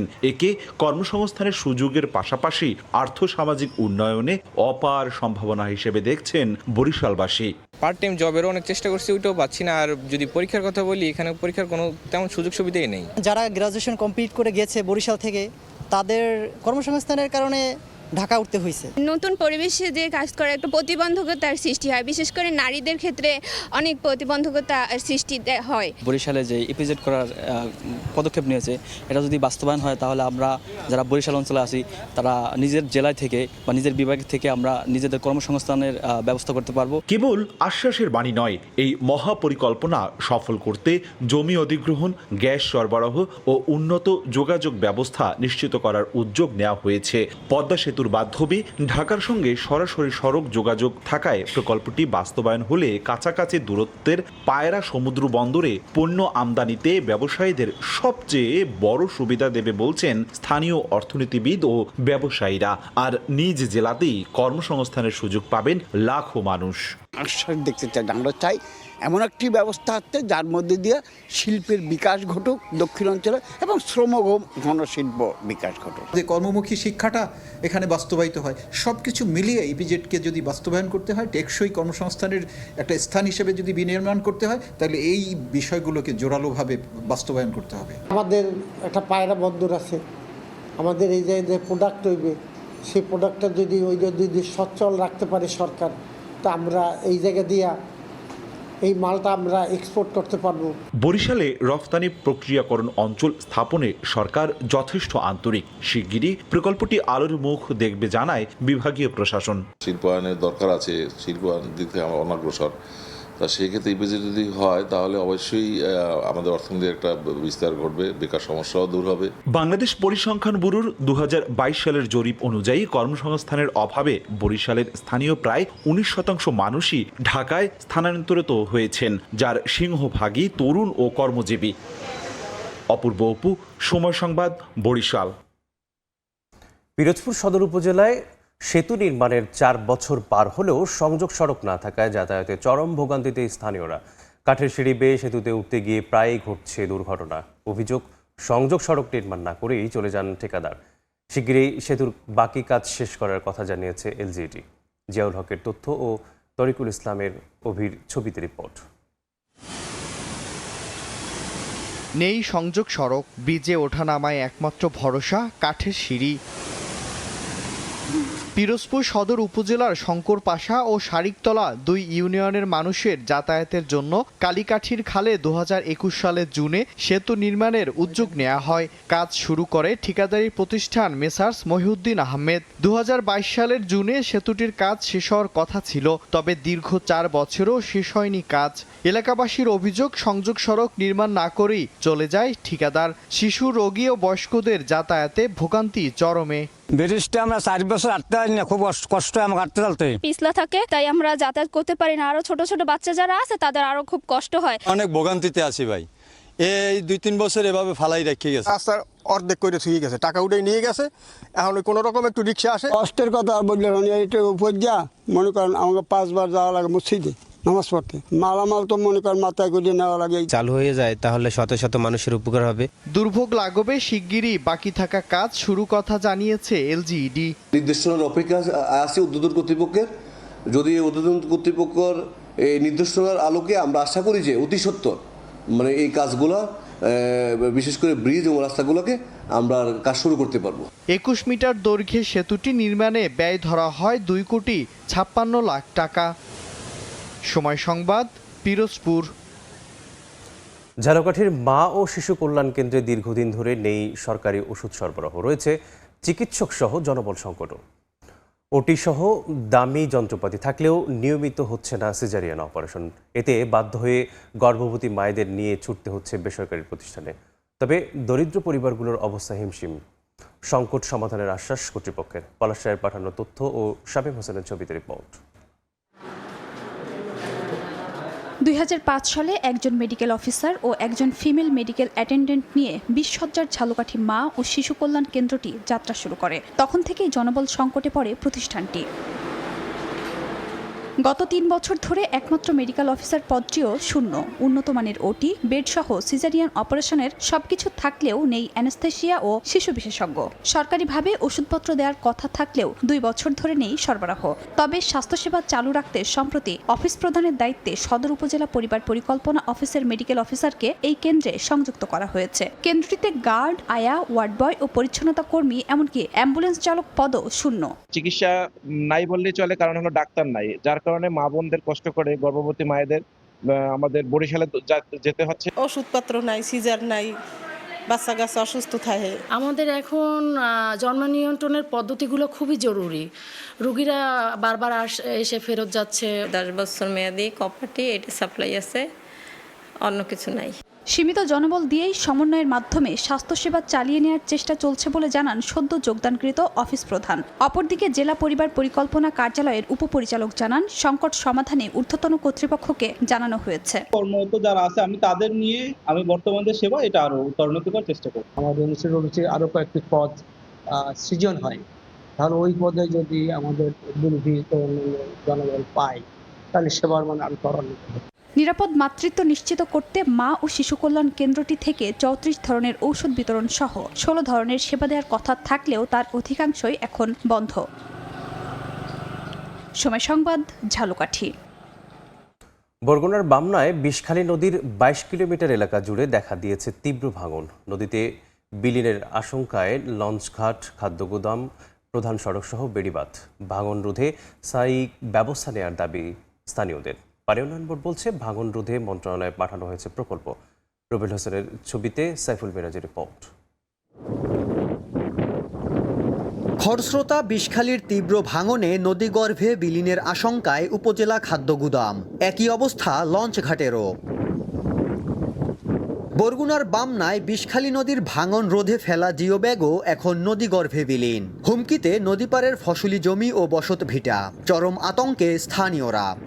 লোক দরকার, আমার বাড়িঘর সব ভাঙ্গে যাইতে আছে। এদিকে এখন 2 মাইলের বেশি ভেঙে গেছে। বেড়িবাঁধটা আবার পুনরায় একটু ভালো করে আমাদেরকে রক্ষা করলে আমরা একটু উপকৃত হব। খাদ্যগুদামের একদম পাশে আইছি, রাস্তা তো সব নদীতে চলে গেছে। অবস্থা কিছুই হয় না, অনেক পানি জোবা আইলে। পোস্তাগুলো নদীতে আস্তে আস্তে অচিরেই বিলীন হয়ে যাচ্ছে এবং আমাদের এই বেড়িবাঁধ হয়তো ভেঙে যাবে কিছুদিনের মধ্যে। উপজেলার রামনা এলাকার একই চিত্র।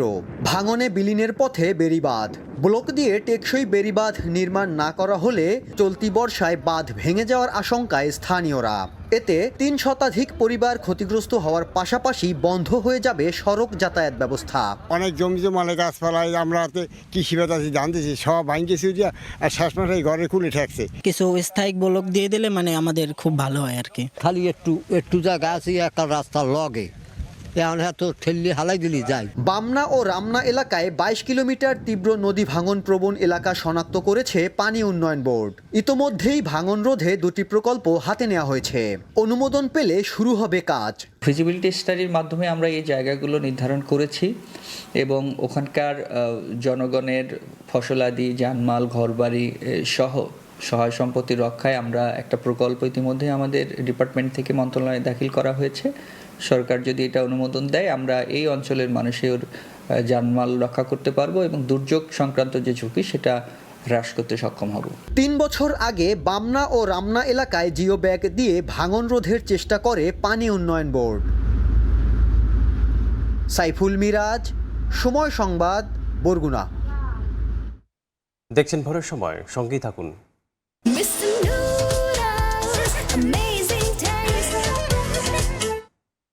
ফজলি ও আম্রপালি বেচাকেনায় জমজমাট চাঁপাইনবাবগঞ্জের আমবাজার। তবে আমের দাম নিয়ে রয়েছে মিশ্র প্রতিক্রিয়া। এ বিষয়ে বিস্তারিত জানাতে পুরাতন বাজার থেকে যুক্ত হচ্ছেন সহকর্মী জাহাঙ্গীর আলম। চলে যাচ্ছি তার কাছে। বিভিন্ন জাতের নাবি যে সমস্ত জাতগুলো রয়েছে সেই আমগুলোতে আসলে জমে উঠেছে চাঁপাইনবাবগঞ্জের আমবাজারগুলো। ব্যাপক সমাগম আমের এবং ক্রেতা বিক্রেতাদের আমরা দেখছি চাঁপাইনবাবগঞ্জের পুরাতন আমবাজারে। এই বাজারটিতে এখন দেখছি আমরা শেষ মুহূর্তের আসলে নাবি জাতের, বিশেষ করে ফজলি এবং আম্রপালি আমি মূলত এখানে সবচেয়ে বেশি সরবরাহ। অনেকটাই আসলে প্রচলিত যে সমস্ত জাতগুলো আছে সেগুলো ফজলি, ল্যাংড়া, কৃষ্ণাপাত সহ অন্যান্য জাতের যে সমস্ত আম, এগুলো একেবারেই শেষে হয়ে আসলে আম্রপালি আমরুপালি এবং ফজলি এই মুহূর্তে আসলে সবচেয়ে বেশি সরবরাহ হয়েছে। আজকের বাজার আমরা দেখছি যে ফজলি 1500 থেকে 2000 টাকা মন দরে এবং আমরুপালি যেটা বিক্রি হচ্ছে 2500 থেকে 3000 টাকার 3200 টাকা মন দরে এবং অন্যান্য যে সমস্ত নাবি জাতের বিশেষ করে বাড়ি ফোর সহ অন্যান্য ব্যানানা ম্যাঙ্গো সহ বেশ কিছু জাতের আমও সরবরাহ কিছুটা বেড়েছে। গত কয়েকদিনের তুলনায় আম বিক্রেতারা বলছেন যে কিছুটা আসলে দাম বেড়েছে, তবে এই মুহূর্তে আসলে যেহেতু আমের সরবরাহটা একেবারে শেষ পর্যায়ে সেই তুলনায় আসলে দাম আসলে বাড়েনি, তবে আর কয়েকদিন বাদে আসলে আরও আমের দাম বাড়তে পারে এমনটাই ধারণা করা হচ্ছে। নাবি জাতের যে আমগুলো বিশেষ করে আমরুপালির সরবরাহটাই মূলত এই মুহূর্তে বেশি এবং পাকা ও কাঁচা আমের মধ্যে খুব একটা দামের পার্থক্য না থাকলেও আসলে ক্রেতা বিক্রেতাদের বিশেষ করে বাইরে থেকে ব্যাপারীরা এই মুহূর্তে বাজারের সমাগম হওয়ায় আসলে কিছুটা দাম বেড়েছে এমনটাই বলছেন এখানকার সরবরাহকারীরা। তবে আমগুলো আসলে যে দাম বিক্রি হচ্ছে সেইটি আসলে 45 থেকে 50 কেজি মন দরে আসলে বিক্রি হচ্ছে, ফলে আর কয়েকদিন বাদে আসলে ফজলির সরবরাহটাও একেবারে কমে যাবে এমনটাই বলছেন কৃষকরা এবং ব্যবসায়ীরা। তো এই মুহূর্তে আসলে যে বিভিন্ন বাজারগুলো রয়েছে একেবারে শেষ মুহূর্তে যে জমজমাট বেচাকেনা সেটি মূলত আমরা দেখছি বিভিন্ন বাজারগুলোতে। পাশাপাশি ব্যবসায়ীরা বলছেন বাজার ব্যবস্থাপনা এবং বিভিন্ন কার্যক্রম গ্রহণ করলে বিশেষ করে এবার যেহেতু আমের ফলন এখন পর্যন্ত সব মিলিয়ে আসলে মোটামুটি ভালোই, সেই তুলনায় বাজার ব্যবস্থাপনা বিশেষ করে যে 40 কেজি মন দরের যে দাবি তাদের, সেই দাবিটি আসলে দফায় দফায় উঠলেও আসলে এখন পর্যন্ত বাস্তবায়ন হয়নি। ফলে তারা বলছেন যে আসলে এই যে 45 থেকে 50 কেজি মন দরে আসলে বাধ্য হয়ে বিক্রি করতে হচ্ছে। তবে এই শেষ মুহূর্তে যে বাজার সেটি আসলে জমজমাট হয়ে আর কয়েকদিন বাদে আসলে সেটি আসলে খুব একটা বেশি থাকবে না এমনটা বলছেন ব্যবসায়ীরা। তবে আর অল্প কয়েকদিন বাদে আসলে ফজলির সরবরাহটাও ব্যাপকভাবে কমবে। আমরুপালি বিশেষ করে বরেন্দ্র অঞ্চলে ব্যাপক হারে গত কয়েক বছর ধরে চাষাবাদ হওয়ার ফলে ব্যাপক সরবরাহ এই মুহূর্তে আমরুপালির জমজমাট বেচাকেনা এই মুহূর্তে আমরা যে আমবাজারটিতে রয়েছি চাঁপানবাবগঞ্জের পুরাতন আমবাজার, সেখানে আসলে মূলত ফজরের পর থেকে আমবাজারটা জমে ওঠে এবং সেখানে আমের যে সরবরাহ সেটি কিন্তু তারা নিয়ে আসেন। তো এই চাঁপানবাবগঞ্জের যে শেষ মুহূর্তে যে বেচাকেনা সেটি এই মুহূর্তে ব্যাপক জমজমাট, তবে অল্প কয়েকদিন পরে আসলে এই অবস্থাটা আসলে খুব একটা থাকবে না এমনটাই বলছেন আম চাষিরা। দেখছিল আমার কাছে চাঁপানবাবগঞ্জ থেকে সর্বশেষ। আমের বাজার দর জানছিলাম চাঁপাইনবাবগঞ্জ থেকে। দখল দূষণে অস্তিত্ব সংকটে পটুয়াখালীর দুমকির পীরতলা খাল। গত এক দশকে প্রভাবশালীরা খাল পাড়ে অবৈধভাবে নির্মাণ করেছেন অসংখ্য স্থাপনা। পানি প্রবাহ না থাকায় ভাগাড়ে পরিণত হয়ে দূষিত হচ্ছে পরিবেশ। খালটি পুনঃখননের উদ্যোগ নেওয়ার কথা বলছেন উপজেলা প্রকল্প বাস্তবায়ন কর্মকর্তা। সুজন দামের ছবি এবং মোহাম্মদ মনির হোসেন বাদলের তথ্য নিয়ে রিপোর্ট। পানি নেই খালে, ছড়িয়ে ছিটিয়ে আছে আবর্জনার স্তূপ, রয়েছে অবৈধ দখল, দুর্গন্ধ ছড়িয়ে দূষিত হচ্ছে পরিবেশ। পটুয়াখালীর দুমকি উপজেলার পীরতলা খালের বেহাল দশা। স্থানীয়রা জানান খালটির দক্ষিণে লোহালিয়া নদী ও উত্তরে রয়েছে পায়রা নদী। একসময় খালে চলাচল করত নৌযান, সেচ দেয়া হতো কৃষি জমিতে, বর্ষায় নিষ্কাশন হতো পানি। 1981 সালে সবশেষ খালটি খননের উদ্যোগ নিয়েছিলেন শহীদ রাষ্ট্রপতি জিয়াউর রহমান। এরপর আর কখনোই নেওয়া হয়নি খননের উদ্যোগ। দুই তীর দখল করে প্রভাবশালীদের কাঁচা পাকা স্থাপনা নির্মাণ এবং এলাকার বর্জ্য অপসারণের ফলে খালটি অনেক স্থান ভরাট হয়ে যায়। দ্রুত খালটি পুনরুদ্ধারের দাবি স্থানীয়দের। বিলীন হওয়ার পথে, খালটার কোনো অস্তিত্ব নাই, খালটা শেষের পথে। খালটা রক্ষার জন্য যথাযথ কর্তৃপক্ষ উদ্যোগ নিলে আমরা খুশি হব। ময়লা ড্রেনের লাইন এই খালে, আমরা এই খালের দুর্গন্ধকৃত আমাদের এখানে বসবাস করা অনুপযোগী। খাল ভরণ করে বড় বড় দোকানপাট করে বিল্ডিং করে একদম ভরাট করিয়া খাল মরিয়া যাইতে আছে। খালে কোনো পানি যাতায়াত নাই, কোনো কিছু নাই, দুর্গন্ধে বাচ্চাদের অসুস্থ হয়ে পড়তে আছে। চাইতেছি সরকারের কাছে যে এই খালটা জিয়া রহমান খাল খনন করে গেছে, উদ্বোধন করে গেছে, এই খালটা দ্রুত যেন করা হয়, পরিষ্কার করা হয়, খাল খননটা করা হয়। আমি আশাবাদী দুর্যোগ ও ত্রাণ মন্ত্রণালয় থেকে খালটি পুনঃখনন করা হবে। শিগগিরই খালটি পুনঃখননের উদ্যোগ নেওয়া হবে বলে জানিয়েছেন উপজেলা প্রকল্প বাস্তবায়ন কর্মকর্তা। আমাদের পাঠানো প্রস্তাব অলরেডি অনুমোদন হয়ে আছে। জুনের পরে আমরা ইনশাল্লাহ পীরতলা খাল পুনঃখননের প্রস্তাব বরাদ্দ আমরা পাবো বলে আশা করছি। পটুয়াখালীর পীরতলা খালের দৈর্ঘ্য ৫ কিলোমিটার। সময় সংবাদ, পটুয়াখালী। দ্বীপ উপজেলা ভোলায় তজুমুদ্দিন মনপুরা রুটে প্রায় ৬ মাস ধরে বন্ধ বিআইডব্লিউটিসির একমাত্র সি ট্রাক চলাচল। প্রতিদিন জীবনের ঝুঁকি নিয়ে পণ্য পরিবহনের ট্রলারে যাতায়াত করছে শত শত মানুষ, পড়ছে নানা ভোগান্তিতেও। সংকট সমাধানে শিগগিরই সি ট্রাকটি চালুর আশ্বাস দিয়েছে কর্তৃপক্ষ। নাসিরউদ্দিন লিটনের রিপোর্ট, ছবি তুলেছেন উৎপল দেবনাথ।